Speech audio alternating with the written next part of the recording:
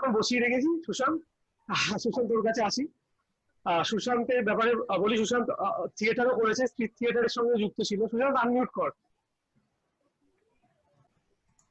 Sushant unmute কর। হ্যাঁ করেছি করেছি। হ্যাঁ, সুশান্ত স্ট্রিট থিয়েটারের সাথে যুক্ত ছিল। আর আমার হ্যাঁ শুনতে পাচ্ছি। আমি খুব কম মানুষকে দেখেছি যারা প্রকৃত অনেস্ট আর্টিস্ট। যেরকম মানিক বন্দ্যোপাধ্যায়ের সম্বন্ধে পড়েছি। মানিক বন্দ্যোপাধ্যায় খুব প্রিয় একজন লেখক। কাঁদতে বললে আমার মনে আছে জেমপ্যাক থেকে বেরিয়ে আমি বসেছিলাম যে তুই কাঁদ, তুই ভেতর থেকে কাঁদ, কোনো চোখে গ্লিসারিন দেবো না, তুই কেঁদে দেখা। আমি ওকে কথা দিয়েছিলাম একটা শর্ট ফিল্ম করবো, তারপরে টাকা ফাঁকা ওটা হয়ে ওঠেনি আর পারিনি। তো সেইখানে আমার মনে আছে ও ভাবতে শুরু করলো। ওর কোনো একটা বেদনা, মানে কোনো একটা ভেতরের জায়গা থেকে, সেটা মানে এখনো বললে ওর গায়ে কাটা দেয়, মানে ও কেঁদে চলেছে। তো সেই সুশান্তকে জিজ্ঞেস করি, সুশান্ত তুই জানিস যে এখনকার দিনে যেটা হয়েছে, মানে এখনকার দিনে 90 থেকেই হয়েছে আমাদের হিন্দি ফিল্ম ইন্ডাস্ট্রি, বাংলাতেও যেটা আমরা দেখি, যে অনেকে অ্যাড থেকে অ্যাক্টিং এ আসে, একটা হয়ে যায়, তাই?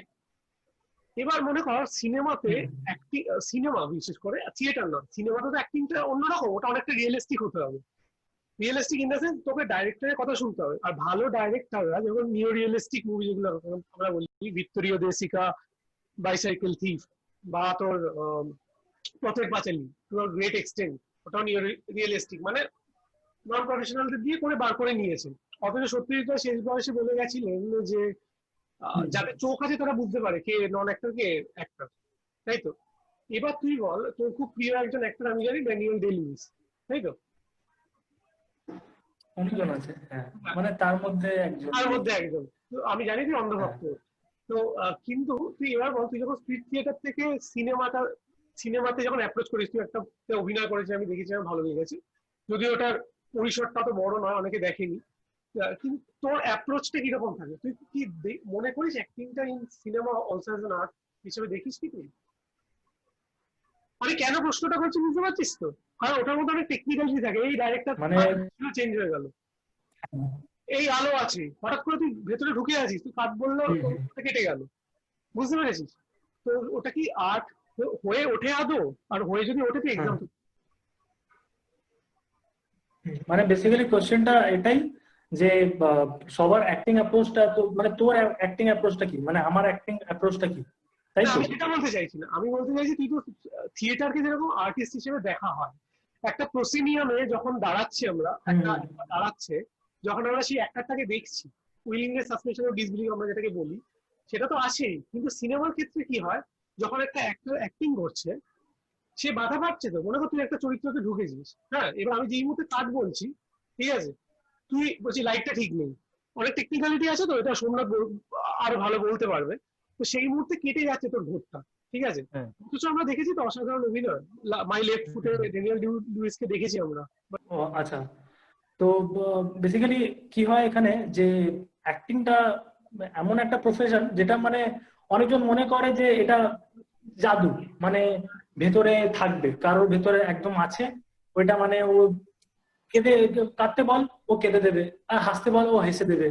হ্যাঁ, কথাটা ঠিক তা না। মানে একটা অ্যাক্টরকে, আমার আমার পার্সোনালি মনে হয় যে আমাকে যখন জিজ্ঞাসা করা হয় যে তোমার যখন কোনো একটা এমন একটা সিন আছে যেখানে তুমি কাঁদছো, বা তোমার চোখ দিয়ে জল বেরোবে না, বাট চোখে লেগে থাকবে, চোখে লেগে থাকবে, চোখ দিয়ে হর হর করে জল পড়বে না, মানে ওরকম, তাহলে তখন একটা কি করে যে নিজের যে কোনো পুরোনো ব্যাড মেমোরিজ, যেটা নিয়ে খুব অনেক অনেক বালিশে মুখ ঢুকিয়ে কেঁদেছে, সেই রিকলটা করে ও অ্যাকচুয়ালি নিজের, হ্যাঁ হিন্দিতে বলতে পারিস ব্রেনটাকে ও, আচ্ছা আচ্ছা হ্যাঁ ঠিক আছে, হিন্দিতেই বললাম, অনেক অডিয়েন্সও আছে যারা হিন্দিতে, আমার শুনতে খুব ভালো লাগে। হ্যাঁ, কেন কি আমার মা বেঙ্গলি, আর আমার बाबा महाराष्ट्रियन, মানে আমি, हाँ ताजन, हाँ तो क्या होता है वहाँ पे कि हम लोग रिकॉल करते हैं, रिकॉल करके हम लोग वो डिलीवर देते हैं, वो चीज, वो इमोशन को टच करवाते हैं फिर से। हम लोग को बहुत दिक्कत होता है, ऐसा नहीं कि उसमें हम लोग को पीछे जाके हम लोग को वो चीज पकड़ना पड़ता है, रिकॉल करना पड़ता है कि हाँ उस वक्त में उसने ये बात बोल दी थी तो मुझे बहुत बुरा लगा, वो रिकॉल करके उस चीज को हम लोग काम पे लाते हैं। मैं यहाँ पे बहुत बड़े प्लेटफॉर्म में एक बात बोलूंगा, एक एक्टर, मैं नाम नहीं लेना चाहूंगा, वो मुझे बेहद ही खराब लगता है, वो एक्टर मुझे पसंद नहीं है, लेकिन बहुत जन उनका नाम करते हैं। खैर वो अभी बीजेपी से एनी हाउ जुड़े हुए भी है। हाँ, तो बहुत बड़े बहुत बोलते हैं कि बहुत बहुत महान एक्टर है, मुझे नहीं लगता। मैं भी बहुत महान एक्टर नहीं हूँ, मैं अपने आप को एक्टर ही नहीं मानता, ऐसा है कभी कभी। मैं तो कभी कभी मानता हूँ कि मैं एक्टर ही नहीं हूँ, साला बेफालतू का मैं हूँ। खैर, उन्होंने बोला था कि अपने इंटरव्यू में कि जब मेरा मेस छूट गया था, मेरा घर वर सब सब मतलब ऑप्शन ही नहीं बचा था, तो एक शॉट था जहां पे उनको चिल्लाना था, चिल्ला के गरजना था, तो उन्होंने कुछ नहीं किया। उन्होंने जस्ट रिकॉल किया अपनी मेमोरी को कि यार मेरी लगने वाली है, हाँ बेसिकली मैं अब रहूंगा नहीं, अब जो भी है वो फट पड़ता है और वो सीन बेस्ट हो जाता है। उसकी वजह से उसको फिर बार बार सराहा जाता है, उसको नेशनल अवार्ड मिलता है। खैर, तो बेसिकली सबका अलग अलग अप्रोच है। जैसे डेनियल डेलुइस की अगर बात करते हैं, जैसे कि तथागतों ने बोला कि उनका बात तो मेरा इतना छोटे मुंह से उनका बात करना भी बेकार है कि मेरा जैसा एक्टर उनका क्या ही एक्टिंग के बारे में बोलेगा। खैर, उन्होंने भी मतलब एक्टिंग का तो अलग ही जलवा है उनका। जो बंदा জায়গাটা ছুতে পেরেছে, মানে আমি অনেক আছে এক্সাম্পল আমি জানি তোর কাছে। আমি বলতে চাইছি এই কারণেই, কেন বলতো ড্যানিয়েল ডে-লুইস মনে কর সেটে বসে আছে, ঠিক আছে, এটা স্টেজ নয়, থিয়েটারের স্টেজ নয়, যেখানে কন্টিনিউয়াসলি ঢুকে আছে চরিত্রটার মধ্যে, ঠিক আছে। এখানে অনেক ক্যাচর ম্যাচর আছে, হাবি জাবি প্যান্ডেমোনিয়াম আছে। তো হঠাৎ করে ও যখন ঢুকে আছে চরিত্রটার মধ্যে, মনে কর লিঙ্কন, লিঙ্কনে তো একটা অসাধারণ অভিনয় করেছে, মনে কর ওখানে হঠাৎ করে ওকে বলে উঠলো ও ঢুকে আছে কাট, তো টেকনিক্যালিটির জন্য কাট বলতেই হবে ডাইরেক্টরকে। এবার তোর কি মনে হয় না তাহলে এই যে একজন আর্টিস্ট যার নিমগ্ন থাকা কাজ, এই যে ভেঙে গিয়ে আবার ঢুকতে হচ্ছে, সেটা কি করে সম্ভব একজন আর্টিস্ট হিসেবে? হ্যাঁ, এটা খুব মানে ডিস্টার্ব করে ব্যাপারটা। ঠিক বলেছে, এটা মানে क्वेश्चनটা একদম আমি বুঝতে পেরেছি।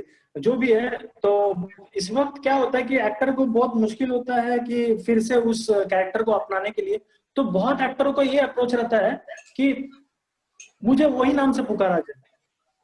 अगर मेरा नाम समझो कि एक रामचरण है, अगर एक कैरेक्टर में मेरा नाम अगर रामचरण है और मैं एक भेड़िया चराने वाला इंसान हूँ, भेड़िया मतलब जो शिप वगैरह चराते हैं वही है, तो उस सेट में, हाँ, उस सेट में मैं मतलब मैं पर्सनली चाहूंगा कि मुझे रामचरण जैसा ही व्यवहार किया जाए, रामचरण जैसा ही पूछा जाए, मतलब वैसा ही किया जाए। डायरेक्टर के साथ मेरा सबसे क्लोज रहेगा ना, तो डायरेक्टर मेरा क्लोज रहेगा, तो डायरेक्टर मेरे को रामचरण जैसा ही ट्रीट करे, तब मेरे से वो डिलीवरी हो पाएगा। बाकी मेरे साथ मेकअप आर्टिस्ट क्या कर रहे हैं, मेरे साथ कॉस्ट्यूम वाले लोग क्या कर रहे हैं, मुझे मतलब नहीं है। मेरे जो 2-3 इंसान है जो मेरे इर्द गिर्द रहेंगे, जो बहुत ही जरूरी है मेरे परफॉर्मेंस के लिए, वो लोग अगर मेरे को उसी कैरेक्टर में देखे और उसी कैरेक्टर में मुझे ट्रीट करे, तो आई गेस मुझे तकलीफ नहीं होगा। और मैं भी अपने जहन में अगर ये डालूंगा कि ये कैरेक्टर मेरे लिए है और ये कैरेक्टर मतलब मैं हूँ, मतलब बेसिकली मुझे ये चीज अपने आप को बनाना पड़ेगा। मतलब कैरेक्टर को पीछे बैक स्टोरी ले जाओ, उसका क्या है नहीं है, पूरा उस चीज को जानो, पूरा हिस्ट्री पढ़ो, उसके बाद वो कैरेक्टर तैयार करो, तो बेसिकली वो सेट पे तुम दे सकोगे, वो कोई दिक्कत वाली बात नहीं होगी फिर। हाँ, उसके लिए बहुत मेहनत करना पड़ेगा। अच्छा, जो कि बड़े बड़े एक्टर करते हैं। আচ্ছা, থ্যাংক ইউ সুশান্ত। তাহলে বুঝতে পারলাম যে তোর কথা থেকে সারাংশ এটাই বেরোলো যে ফিল্মে যখন একজন চলচ্চিত্রে যখন একজন অভিনেতা অভিনয় করছে, সেটাও একটা আর্ট হয়ে উঠছে, কারণ তার আগের প্রসেসটায় সে ওটাতে ঢোকার চেষ্টা করছে, অনেক আগে থেকেই সে ঢোকার চেষ্টা করছে, তাই তো? এটাই তুই বলতে চাইছিস। এবং সে যখন ঢুকে যাচ্ছে ওই স্ক্রিনটার মধ্যে, হ্যাঁ, সে যখন ওটার মধ্যে ঢুকে যাচ্ছে স্ক্রিনটার মধ্যে থাকতে চাইছে, ওই স্ক্রিনটার মধ্যে থাকার জন্য ও চাইছে যেন সবাই ওভাবেই ব্যবহার করুক, ওই নামেই রাখুক, ওইভাবেই থাকছে। তো এইটাই আর্টিস্টিক অ্যাপ্রোচ। ঠিক আছে, থ্যাংক ইউ। আচ্ছা, এবার সোমনাথের কাছে আসি। সোমনাথ, শুনতে পাচ্ছিস? হ্যাঁ হ্যাঁ, শুনতে পাচ্ছি, বলো। Your point of departure is not the content but the container. অসাধারণ একটা লাইন, বুঝতে পারছিস? Your point of departure is not the content but the container. Great art, as has been proved over a very long period of time always seeks a harmonious balance between the content and the container. তার মানে এখানে খুব একটা সুন্দর অপূর্ব কথা ছোট একটা লাইনে বলে দিচ্ছে ডাইরেক্টর, মানে তুই জানিস তুই অসাধারণ একজন পরিচালক। তো যেটা সিনেমা শুধু গল্প বলা নয়, শুধু একটা গল্প আমার কাছে আছে গল্পটা বলে দিবি ওটা ভালো লাগে। আবার সিনেমা শুধুমাত্র গল্পটাকে মানে শুধুমাত্র ক্যামেরা ভালো আছে, লাইট ভালো আছে এটাও নয়, তাই তো? সিনেমা সবকিছুকে নিয়ে কন্টেনারটা, মানে যদি আমি দেখাই যে দুটো লোক চা খাচ্ছে বসে, সে দুটো লোক চা খাচ্ছে কিছু করছে না, এরা কথা বলছে, সেটাও একটা অসাধারণ পোয়েটিক এতে পৌঁছে যেতে পারে যদি সেই কন্টেনারটা ভালো হয়। এই জন্য এখানে বলছি point of departure is not the content but the container. এবার এই দুটোর মধ্যে ব্যালেন্সটাই একটা আর্টকে তৈরি করে। এবার আমার কাছে তোর প্রশ্নটা এটাই, যখন তুই স্ক্রিপ্ট লিখছিস, আমি দিলাম ইএক্সটি, ঠিক আছে, লোকেশন দিলাম, লোকেশন দেওয়ার পরে যেটা লিখতে শুরু করলাম, যেটা এরকম আছে, এটা এরকম আছে, এটা এরকম আছে, সেই বর্ণনাটা দেওয়ার সময় আমার হাত দিয়ে যেটা ফ্লো করছে সেটা আর্ট, কারণ আমি ভেবে চলেছি। এবার মুশকিলটা হচ্ছে আমি যেটা দেখাতে চাইছি তার 90% ছুতে পারবো কিনা, তাই তো? কারণ আমার যেটা ইন্টারপ্রিটেশন সেটা কনক্রিটনেশনে পৌঁছানোটা খুব টাফ। বুঝতে পারছেন আমি কি বলছি? এবার সেটা করতে গিয়ে প্রথম কথা হচ্ছে আমার ইন্টারপ্রিটেশনটা মৃত্যু হচ্ছে অনেক ক্ষেত্রে, তাই তো? দ্বিতীয় কথা হচ্ছে অনেক সময় আমি যেটা বলছি সেটা তো বেরোলোই না, অনেক সময় আবার জাদু হয়ে যেতে পারে, অন্য একটা ভালো কিছু বেরিয়ে যেতে পারে, যেটা মহানগরে হয়েছিল। এটা আমার সঙ্গেও হয় অনেক সময়। এটা হেঁটে চলে যাচ্ছে, ক্যামেরাটাকে ওঠালো, একটা ভাঙা ল্যাম্প, একটা ল্যাম্পপোস্টের ল্যাম্পটা ভাঙা, সত্যি জায়গায় জিজ্ঞেস করা হলো কি হয়েছিল, আপনি এটা কিভাবে করলে, অসাধারণ, বলছি ওটা ভাঙাই ছিল, ল্যাম্পটা ভাঙাই ছিল। তুই এবার যেরকম ইঙ্গিত ঠাকুরন যখন পথের পাঁচালীতে নিতে মারা যাচ্ছে, ঘটিটা পরে ওই অসাধারণ সিনটা, অমূল্যটা ওই মুহূর্তে হয়েছিল, এবং একটা বিড়ালেরও একটা সিন আছে। হ্যাঁ, বলছি পোয়েটিক জাস্টিস তো লাস্ট সিনটা এক সময় হয়ে গেছিল। এবার তুই বল এই যখন হচ্ছে না ব্যাপারটা, সেইটা তখন তুই কি করে ম্যানেজ করছিস? সরি আবার বলো। যখন এই ব্যাপারটা হয়ে উঠছে না, তুই যখন তার কাছাকাছি পৌঁছতে পারছিস না, তুই যেটা লিখছিস খাতায় কলমে, যেটা ভাবছিস, তখন তুই সেটাকে কিভাবে দেখিস, কিভাবে সেটাকে ম্যানেজ করিস? আচ্ছা, আমি যেহেতু কোয়েশ্চেনটা বললে যে তুই কিভাবে ম্যানেজ করিস, তো আমি আমার দিক থেকে ব্যাপারটা বলি, যেটা হচ্ছে যে এরকম মানে রিসেন্টলি আমার সঙ্গে হয়েছে। তুমি হয়তো দেখেছো ব্ল্যাক অ্যান্ড হোয়াইট যে শর্ট ফিল্মটা করেছি রিসেন্ট, সেটাতে আমার চিন্তা ভাবনা এবং এই সাদা কাপড় এবং কালো কাপড় এই দুটো নিয়ে চিন্তা ভাবনা অনেকটাই অনেক রকম ভেবেছিলাম, কিন্তু জানি না মানে যেটা ভেবেছিলাম সেটা হয়ে ওঠেনি। ইউ নো দ্যাট, দেখেছো তুমি পুরোটা। তো সেখান থেকে দাঁড়িয়ে আবার ঠিক অপোজিটে আসি, যেটা আমি রিসেন্ট যেটা করেছেন লোনলি গল্পটা শুধুমাত্র একটা আমি থিঙ্কিং জাস্ট ভেবেছিলাম যে এই গল্পটা এরকম ভাবে হবে, যেটা আমি ব্ল্যাক অ্যান্ড হোয়াইটে পুরোপুরি আমার কাছে স্কেচ আউট স্টোরি বোর্ড থেকে শুরু করে আমি কি করব না পুরোপুরি চক আউট করে পুরো গুছিয়ে নেমেছিলাম, কিন্তু তার মানে বিন্দু মাত্র আমি মানে পুরোটা মানে করতে পারিনি। আমি যেটা চেয়েছিলাম, যেটা ভেবেছিলাম, দেখেছিলাম, সেটা আমি আউটপুট দিতে পারিনি, জানি না কেন পারিনি। তো কিন্তু লোনলিতে তার বিন্দু মাত্র আমি মানে অতটা আমার খাটতে হয়নি, অত কিছু করতে হয়নি, পুরোটাই মানে সুন্দরভাবে আফটার এডিট যখন আমি দেখছি, মানে জানি না কিভাবে ব্যাপারটা আরো ভালো হয়ে উঠছে। তো আমাদের এটা বুঝতে হয় যে তুইও জানিস, এটা তোকে বলছি কি, প্রিচ করছি কি, যে ইমপারফেকশন ইজ আর্ট। ইমপারফেকশন না থাকলে সেটা আর্টে পরিণত হয় না। Perfectness can never be art. তুই যদি একটা কম্পাস দিয়ে গোল আঁকিস, সেই গোলটা কখনো আর্ট নয়। তুই যখন হাত দিয়ে ওটাকে স্কেচ করে করে করে করে গোল করছিস, ওটা আর্ট হয়ে উঠছে। ঠিক আছে, এবার বল তোর কথায় আসি। হ্যাঁ, তো সেখান থেকে দাঁড়িয়ে ওই বিষয়টা হচ্ছে ওইটাই যে মানে ওই বললাম না যে যখন কবিতা একজন কবি লেখেন, তো সেখানে যখন তার ওই পেন যেটা ধরছে, তার পেনটাও কোথাও গিয়ে না একটা ওই প্রিয় পেন হতে হয়। তার পেনটা যখন যেটা খুব প্রিয় পেন হয় তখন যেটা লেখা বেরোয়, বা অথবা মানে আমি মাঝে মাঝে এখন রিসেন্ট যেমন একটা খুব অভ্যেস হয়ে দাঁড়িয়েছে, আমি প্রতিদিন সকালবেলা মর্নিং ওয়াকে যাই এবং গিয়ে আমার একটা ছবি আমি তুলি এবং সেই ছবিটাকে নিয়ে একটা ওই কবিতা লেখা হয়। আর তুমি যেমন এফবি তে যাও, তাহলে দেখতে হয় প্রতিদিনের একটা কবিতা শিডিউল, মানে প্রতিদিন একটা কবিতা থাকে এবং তার ছবি থাকে, এবং ছবিটা নিয়ে আমি কবিতাটা লিখি।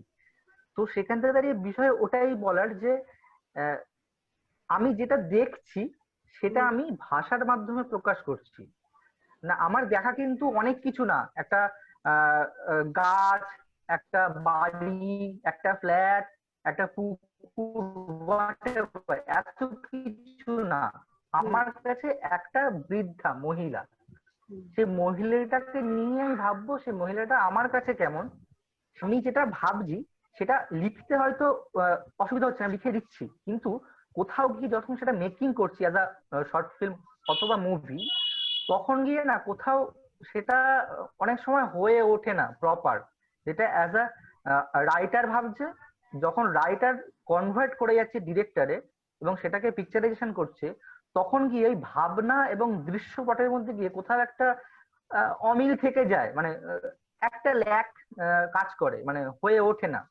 অথবা এমনও হয়ে যায় অনেক সময় মিরাকেল যে আহ, যেটা ভেবেছি তার থেকে হয়তো খুব মানে ভাবনার থেকেও বেশি কিছু হয়ে উঠেছে যেটা আমি ভাবিনি। তো এটাই বলার আর কি বিষয়টা, যে হয়, এটা হয়, মানে মিরাকেল হয়, আচ্ছা আবার আচ্ছা। ব্যাড লাকও কাজ করে কোনো কোনো সময়। আমি একটু অ্যাড করবো এটার মধ্যে। হ্যাঁ অভিষেক, মানে অবশ্যই। আমার মনে হয় এটা খুব খুব প্রাসঙ্গিক কথা, কারণ মানে যখন হ্যাঁ ভাবনা হ্যাঁ চিন্তাটা অবশ্যই। আসছে তখন কিন্তু মানে I am not a performer. মানে আমি যখন ভাবছি তখন কিন্তু আমি একটা গ্রাউন্ড স্টেটে রয়েছি, মানে আমার মধ্যে কিন্তু তখন ওটাকে অন্য কারোর কাছে পৌঁছে দেওয়ার দায়বদ্ধতা নেই। যে প্রি কনসিভড ব্যাপারটা এখানে এলো কথার মাধ্যমে, তাই তো? হুম, হ্যাঁ, জীবনানন্দ একটা কথা বলছে, তোদেরকে বলি, প্রাকল্পিত হয়ে কবিতার কঙ্কালকে যদি দেহ দিতে চায়, কিংবা সেই দেহকে দিতে চায় যদি আভা, তাহলে কবিতা সৃষ্টি হয় না। তোরা কি তাহলে এটা মানছিস? সেটা আর কি, কারণ আমি কি মনে করি বলতো, আমি জানি না মানে বিজ্ঞানীরা কি বলবেন আমাকে, আহ, সবাই মানবে কিনা, যারা ন্যাশনালিস্ট তারা মানবে কিনা আমি জানি না। আমি যখন কবিতা লিখি, আমি জানি না কবিতা হয়ে ওঠে কিনা, কিন্তু যখন আমি লিখি তখন যেটা প্রচন্ড ভালো কবিতা হয়ে উঠেছে আমার মতে, আমার যে কবিতাগুলো, সেটা একটা, যেটা জয় গোস্বামী বলে, একটা অভিজ্ঞতা থেকে, মানে কোনো কোনো অভিজ্ঞতা সেটা হঠাৎ করে নাড়া দিয়ে উঠেছে এবং যেটা হরহর করে আসতে আরম্ভ করেছে। হ্যাঁ, আমি ভাষাটা জানি বলে, এরকম যেরকম সেতারের ক্ষেত্রে সেতারের নোটগুলো কোথায় আছে আমি জানি বলে সাবকনসিয়াসে ওটা আমার আছে, এরকম ভাষাটা আমি জানি বলে ভাষাটা আমার সাবকনসিয়াসে আছে। যখন হাত দিয়ে লিখছি সেটা বেরোতে আরম্ভ করছে, কিন্তু ক্রিয়েটিভিটিটা তৈরি হতে থাকছে। এবার এটা প্রাকল্পিত যেই মুহূর্তে হয় না, সেটা পিচি হয়ে যায়। মানে অনেকটা আমি যেন কাউকে স্কেল নিয়ে বলছি, দেখো এটা এরকম, এটা এরকম, এটা এরকম, এটা এরকম, যেমন সোশ্যাল মেসেজ হয় ওরকমটা, বা হুম, জিঙ্গেল যেরকম হয়। তা তোরা তুই যেরকম একটা বলছিস যে প্রাকল্পিত ভাবে, মানে প্রি কনসিভড একটা নোশন নিয়ে তুই এগোচ্ছিস। মেকানিক্যাল, মানে এর এর এর এর দুটো জিনিস আছে। তুই জীবনানন্দ দাশের যেই কথাটা কোট করেছিলি, আমার মনে হয় সেটা মোর applicable while I am writing, মানে আমি যখন সেই জিনিসটার মধ্যে রয়েছি সেটা কিন্তু তখন আচ্ছা, আবার, মানে আমি যদি অন্য ভাবে বলি, আমি দেখবি কথা ও কবিতা বলে একটা টক শো, মানে আমি ইন্টারনেটে প্রায় দেখি, মানে ওটা কথা সাধারণত কবিতা। কবিতার, হ্যাঁ মানে আহ এই কবিতার সঙ্গে যারা রয়েছেন কবি বা আবৃত্তিকার তাদের নিয়ে এই শোটা হয়। আমি সেখানে শুভ দাশগুপ্তের একটি ইন্টারভিউ শুনেছি, যেখানে মানে যিনি হোস্ট তিনি প্রশ্ন করেছেন যে এই যে কবিতা যখন লেখা হচ্ছে আপনাকে ঠিক, মানে কবিতা যখন আপনি লিখতে বসেন আপনাকে ঠিক কোন কোন জিনিসগুলো ভাবায়। এবার যেরকম থিম বা এরকম সেই জিনিসগুলো তো রয়েইছে, তার সঙ্গে কিন্তু উনি একটা কথা যোগ করলেন। উনি যোগ করলেন যে আরেকটা জিনিসও খুব ভাবার, সেটা হচ্ছে যে আমি কার জন্য কবিতা লিখছি। মানে এটা আচ্ছা, যখন মানে কবিতাটা যখন রেডি হয়ে যাবে, হয়তো এটা কোনো পেশাদারি কবিতা, মানে হয়তো এটার কোনো একটা নেক্সট আর্ট ফর্ম আসবে as a form of recitation or কোনো একটা পার্ট। উনি বলছেন যে এই কবিতাটা কার জন্য আমি লিখছি, এটা কি পরে আবৃত্তি করবেন ব্রততী বন্দ্যোপাধ্যায় না গৌরী ঘোষ, সেটাও কিন্তু অনেক সময় আমাকে মাথায় রাখতে হয়। মানে এখানেও কিন্তু দেখ একটা প্রি কনসিভড জিনিসটা কিন্তু ব্যাপারটা কিন্তু এসে পড়ছে। মানে আমার মনে হয় এটা খুব একটা হয়তো ইম্পর্টেন্ট নয় যে আমার কবিতাটা কে আবৃত্তি করবে, কারণ আবৃত্তি যখন হবে সেটা সবার মধ্যে ছড়িয়ে পড়বে। সেই কারণে আমি বলছি যখন পারফরমেন্সের চাপটা চলে আসে, বা আমি যদি বলি একটা বিজনেস বা যেটাই, মানে যখন আমি ভাববো যে আমার পরিকল্পিত আর্ট ফর্মটা এটা একটা পারফরমেন্সে উন্নীত হতে যাচ্ছে, তখন কিন্তু আমার যে চুলচেরা যে বিশ্লেষণগুলো, মানে যেটা আমার ভেতরের ভাবটার মধ্যে হচ্ছে, সেখান থেকে কিন্তু আমাদের অনেকাংশে সরে আসতে হয়। আমার মনে হয় এটা পারফরমেন্সের চাপ। বাট আমি যদি মানে মুক্ত লেখক হিসেবে বলি যে আমি মুক্তভাবে কবিতা লিখবো, তাহলে আমার মনে হয় এই প্রিকনসিভ ব্যাপারটা, হ্যাঁ সেটা হয়তো that can act as fuel, but may not be the main ingredient. জীবনানন্দের কথায় আসছি এই প্রসঙ্গটা নিয়ে, ফিলোসফি অফ কম্পোজিশন নিয়ে, যে উনি একজন বলছে বুদ্ধির ধি সকলেরই আছে, এই কথা বলা চলে না। কল্পনা সব মানুষের মনে সমান বিস্তার ও নিবিড়তা পেয়েছে বা পেতে পারে, এই কথা মনে করা ঠিক নয়। উৎকর্ষের তারতম্য আছে। যেরকম আমি সুশান্তের কাছে আসবো, সুশান্ত দেখবি যখন একটা অ্যাক্টিং এর মধ্যে তুই ঢুকছিস না, ড্যানিয়েল ডে লুইস যদি সিনেমাটার নাম বলে আছে, এবার মাই লেফট ফুটে যদি এখানে এখন মাই লেফট ফুটে যদি ও ঢুকতো না ওই চরিত্রটাতে, তাহলে হয়তো তাহলে ওটা নজরে পড়তো। ও যেন ওই চরিত্রটাই হয়ে গেছে, ওখানে কোনো স্টেটমেন্ট দিচ্ছে না, ও ওই চরিত্রটাকে সরলভাবে বলছে। বুঝতে পারছি আমি কি কথাটা বলতে চাইছি সুশান্ত? মানে আমি বলছি যে বুঝতে পেরেছি। ইন্টেলেকচুয়ালিটি বা being intellectual and being an artist, আমার মনে হয় দুটো মেরুতে থাকে, উল্টো মেরুতে থাকে। তুই যদি মৃণাল সেন যেরকম একবার একজন কোন অভিনেতাকে বিশাল বকা দিয়েছিল, তুমি আবার সিনেমা বুঝতে যাও নাকি? মানে খুব জোরে বকা দিয়েছিল, তুমি আবার সিনেমা বুঝতে যাও? তো সেটাই, মানে বুদ্ধি দিয়ে আর্ট হয় না, এটা আমি বিশ্বাস করি। তুই কি বিশ্বাস করিস? কোনো একটা অভিনয় করছিস, অভিনয়টার মধ্যে ঢুকে আছিস, তুই তোর বুদ্ধিকে কাজে লাগাচ্ছিস যখন তুই ভেতরে ঢুকছিস চরিত্রটা, হোমওয়ার্কটা যখন করছিস। এবার যখন তুই আছিস, যখন তুই শুটিং এর মধ্যে রয়েছিস, ঠিক আছে, সেই সময় যখন তুই ওটা ভেতরে ঢুকে যাচ্ছিস, তখন কিন্তু তোর বুদ্ধি কাজে লাগালে ওটা বিগড়ে যাবে ব্যাপারটা। তুই কি মানছিস আমার সাথে? তো তুই এই অ্যাপ্রোচটা কি করে করিস? ওর মধ্যে যখন থাকিস, ওটার মধ্যে কি পুরো মানে ঢুকে যেতে চাস, মানে ওটার স্কিনটার মধ্যেই থাকতে চাস, তাই তো? যদি আগেও বললি এটা। হ্যাঁ, মানে ইট ডিপেন্ডস অন ক্যারেক্টার। মানে এবার ধরে রাখ আমি কোনো বইতে এমন একটা ক্যারেক্টার করছি যেটার মধ্যে তোর তোর এমন একটা ক্যারেক্টার, একটা ছোট মোটো একটা শহরের একটা ক্যারেক্টার, ঠিক আছে, একটা 9 to 5 জব করে, ঠিক আছে, তাহলে কি ওইটা ওই ক্ষেত্রে তখন তুই কি করবি যে আচ্ছা 9 to 5 জব করে, আচ্ছা ও তাহলে দুপুরবেলা একটা সময় লাঞ্চটা ঠিক প্যাক করে নিয়ে যায়, এখানে তুই বুদ্ধিটা লাগাচ্ছিস। মানে যেহেতু তুই ওই লাইফটা তুই দেখেছিস বা নিজে কোনোদিন অনুভব করেছিস বলে তুই ওই লাইফটা তুই মানে ওই এক্সপিরিয়েন্সটা তুই কাজে লাগাচ্ছিস, সেই জায়গায় তুই বুদ্ধিটা কাজে লাগাচ্ছিস। ঠিক আছে, একবার তুই বুদ্ধিটা কি কাজে লাগাচ্ছিস, তারপরে আমি অনেক ক্ষেত্রে মানে খেয়াল করেছি, আমি এই ছোট ছোট জিনিসগুলো আমি বাসে উঠলে আমি খেয়াল করি যে এই অফিস যাত্রীরা, আমি এই ক্যারেক্টারটা আমি কেন তুললাম তোদের সামনে, কেন রাখলাম এই ক্যারেক্টারটা অফিস যাত্রী। এবার অফিস যাত্রীর ক্যারেক্টারটা এবার আমি বললে তোমরা খেয়াল করবে যে বাসের টিকিটটা নেওয়া হলো, দাদা কালকে তো আমি 2 টাকা আপনি বেশি নিয়েছেন না? না, আপনি দেখুন 2 টাকা কবে বেড়ে গেছে, আপনি কবে থেকে বাস চলছে? না না, ওরকম আপনি ফালতু কথা বলবেন না, আপনি চান দেখান। এই যে ঝগড়াটা করছে, ঠিক আছে, এই যে এই ক্যারেক্টার গুলো ধরলাম, এখানে তোর বুদ্ধিটা কাজ দিল যে হ্যাঁ এই ক্যারেক্টার গুলোই আছে যারা বাসে অফিস যাত্রী, যারা মানে 9 to 5 কাজ করছে, তোর 10,000 12,000 টাকার জন্য, যাই অ্যামাউন্টের জন্য কাজ করছে, ঠিক আছে, এখানে তুই বুদ্ধিটা লাগালি, তোর মানে বুদ্ধিটা রয়েছে যে হ্যাঁ এরাই হচ্ছে অফিস যাত্রী। আবার টেকনিক্যালিটিটা তুই নিয়ে নিস, তারপরে তুই ওটা সাবকনসিয়াস মাইন্ডে রেখে পরে যখন আর্টটা করছিস ওটা কোথাও আপনার চলে আসবে, তুই সমস্ত কিছু নিতে থাকছিস, অ্যাবজর্ব করছিস, হ্যাঁ ভাবনাতে চলে আসছে, তারপর তুই ওটাকে আর্ট ফর্মে কাজে লাগাচ্ছিস। হ্যাঁ, কবির সময় বলছিল আমি একটা কার্বন পেপারের মতো সমস্ত কিছু চুষতে থাকি, বুঝতে পেরেছিস? মানে আমি সবকিছু অ্যাবজর্ব করতে থাকি কার্বন পেপারের মতো।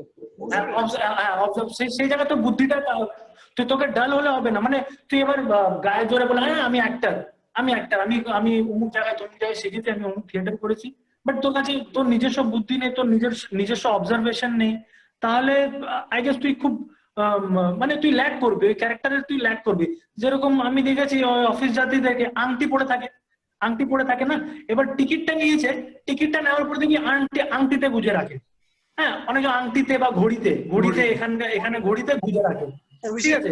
এবার তুই ওই ক্যারেক্টারটাকে দেখছিস, প্রত্যেকদিন টিকিটটা নিচ্ছে, ওই আংটিতে ঢুকে রাখছে, ওই প্রত্যেকদিন ওয়াচে ঢুকে রাখছে। আবার যখন হাঁটছে, রাস্তা দিয়ে হাঁটছে যখন, তখন দেখবি ব্যাগটা এই কাঁধে আছে, তো এই কাঁধে দেওয়ার পরে দেখবি এরকম ভাবে ও আটকিয়ে রেখেছে, যাতে ওর এই থাইতে যাতে না লাগে, ওই থাইতে যাতে না লাগে, ও ঠিক ওরকম ভাবে আটকে। এবার তুই যদি হঠাৎ একটা অ্যাক্টরকে তুলে বলবি যে এই ব্যাগটা ধরো, এই ব্যাগটা ধরে তুমি হাঁটো, আমি শটটা নেবো, ও দেখবি হন হন করে হেঁটে হেঁটে চলে না, ও ওরকম ভাবে না, হন হন করে হেঁটে ওই পথ দিয়ে যায়, প্রত্যেকদিন যায়, ওরকম ভাবে ধরেই হাঁটে। ও গত মানে 12-13 বছর ধরে ওই কাজে যায়, ওই একই কাজ করছে, তাহলে ওই একটা ম্যানারিজম আলাদা হবে না, ওই ম্যানারিজমটাকে তখন ওই বুদ্ধিটা তোকে কাজে লাগাতে হবে, ঠিক আছে। তারপরে তুই যে কথাটা বললি সাবকনসিয়াস মাইন্ডে তো থাকবে, তারপরে তুই ওটাকে আর্ট হিসাবে ব্যবহার করতে পারবি। আমাদের এখানে শুরু হয়েছে, আমি আসি তাহলে, মানে শেষ করে নেই বলে অনেক কথা বলা হলো না, আমি ভেরিসিমিলিটিউডের সম্বন্ধে বলতাম, বলা হলো না।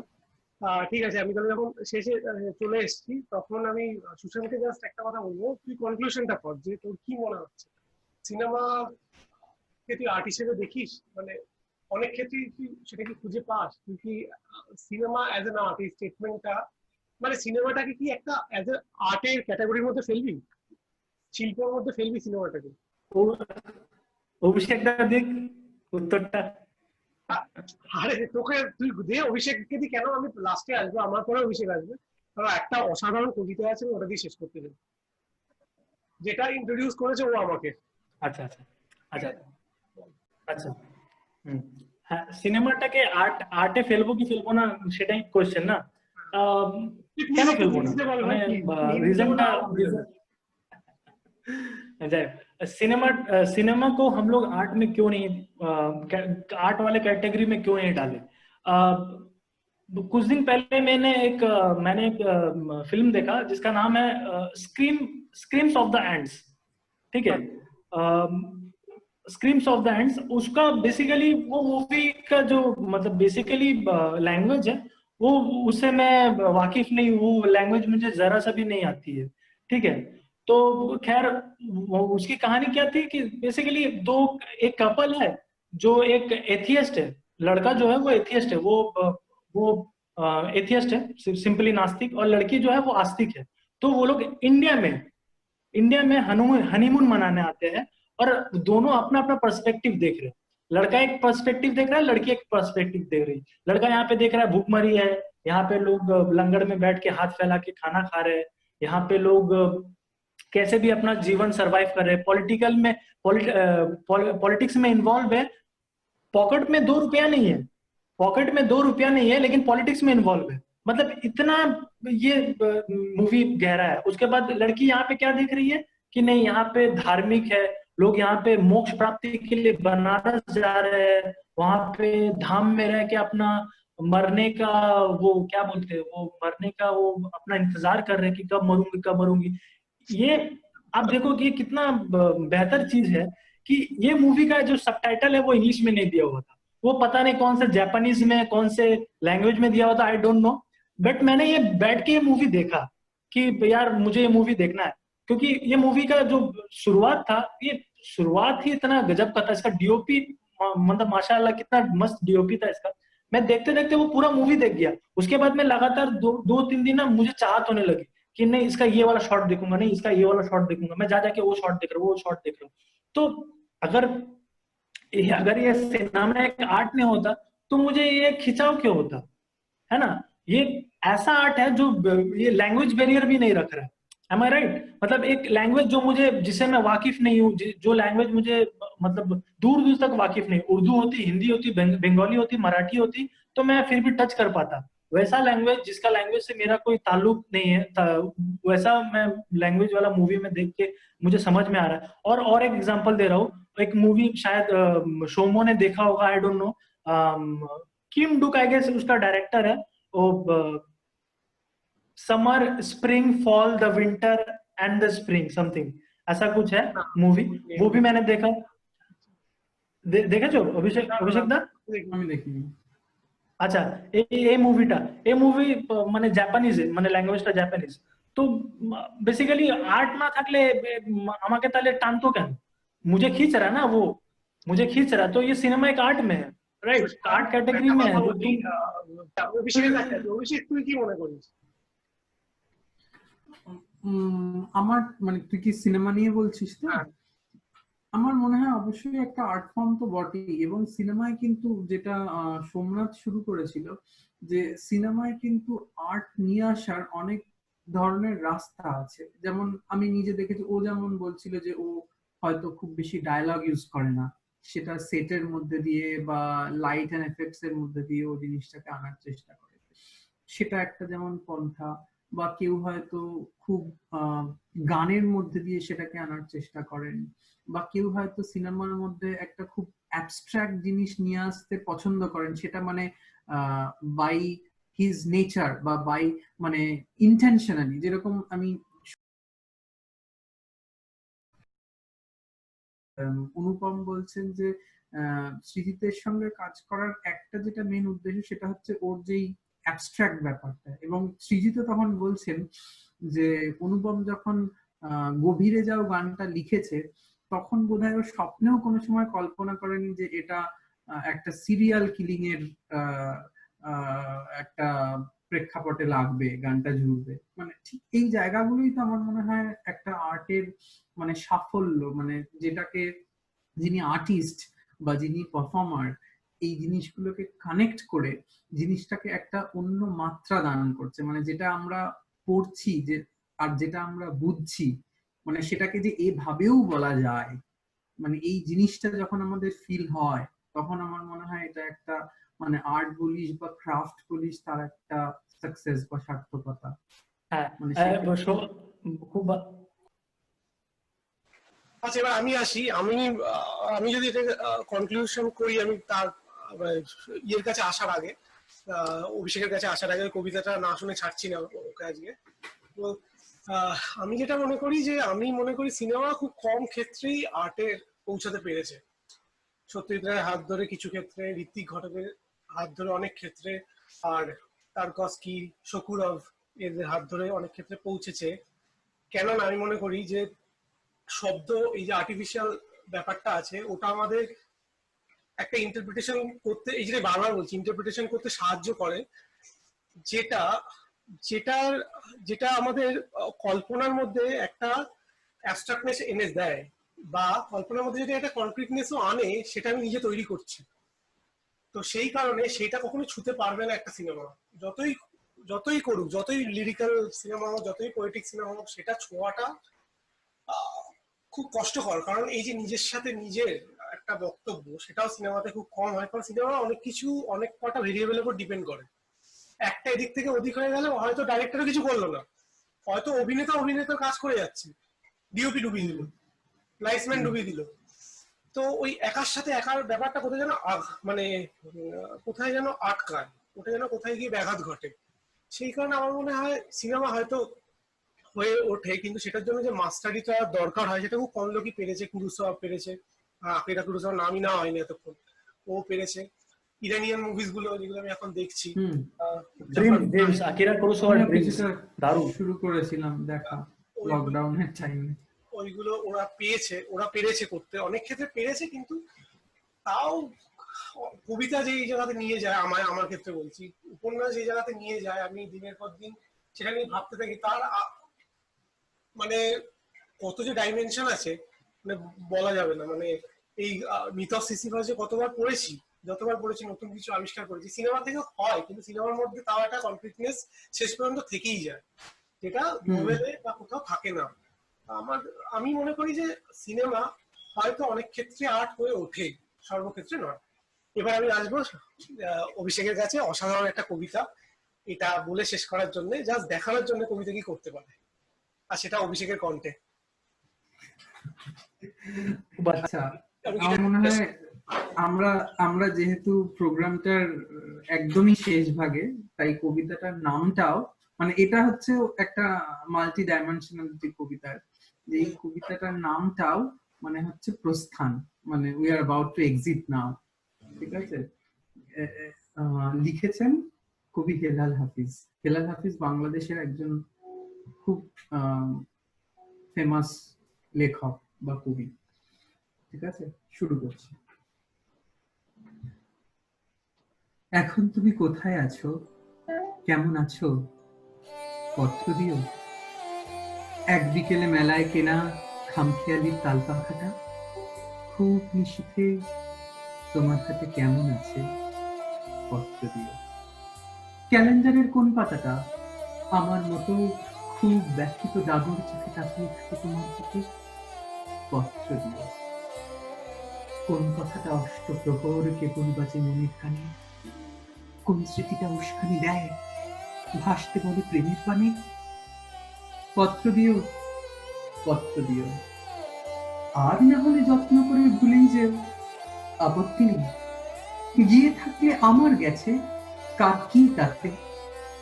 আমি না হয় ভালোবেসেই ভুল করেছি, ভুল করেছি। নষ্ট ফুলের পরাগ মেখে 5 দুপুরে নির্জনতা খুন করেছি, কি আসে যায়। এক জীবনে কতটা আর নষ্ট হবে, এক মানবী কতটাই বা কষ্ট দেবে। আহা, ধন্যবাদ ভাই সবাইকে আসার জন্য। আশা করি অন্য কোনো বিষয় নিয়ে আবার আসবো। প্রচন্ড এরকম ভালো লাগলো। হ্যাঁ বল। সৌম্যকে আমার আন্তরিক ধন্যবাদ এবং কৃতজ্ঞতা বলবো যে আমাদের এরকম একটা মনোজ্ঞ বিষয় নিয়ে একটা থটফুল ডিসকাশনকে প্রভোগ করার জন্য। Thank you, thank you. একদম একদম ধন্যবাদ তথা। এই এতক্ষণে কথা বললো, তখন থেকে সৌম্য কথা মতো ভুলে যাচ্ছি। ঠিক আছে, চল আসলাম। Good night. হ্যাঁ, গুড নাইট। চল